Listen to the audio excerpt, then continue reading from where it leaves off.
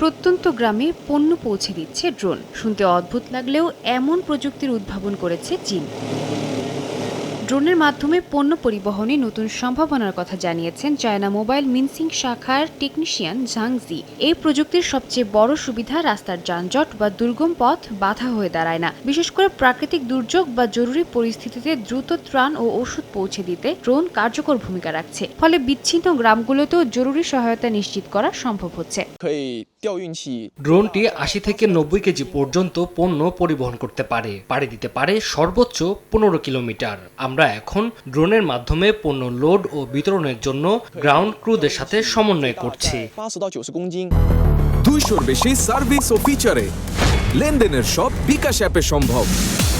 Delivery ব্যবস্থাকে আরও বিস্তৃত করতে বিভিন্ন গ্রামে স্থাপন করা হয়েছে ড্রোনের টেক অফ ও ল্যান্ডিং স্টেশন। মেইশিয়ং ও মেইয়াং গ্রামের মতো এলাকায় এই সুবিধা চালু হওয়ায় পণ্য পৌঁছানোর সময় কমেছে অন্তত ৩০ মিনিট, যা প্রচলিত ট্রাক পরিবহনের তুলনায় অনেক দ্রুত এবং কার্যকর। একই সঙ্গে একটি ডিজিটাল সার্ভিস প্ল্যাটফর্মের মাধ্যমে ড্রোনের অবস্থান ও ডেলিভারির অগ্রগতি পর্যবেক্ষণ করা হচ্ছে।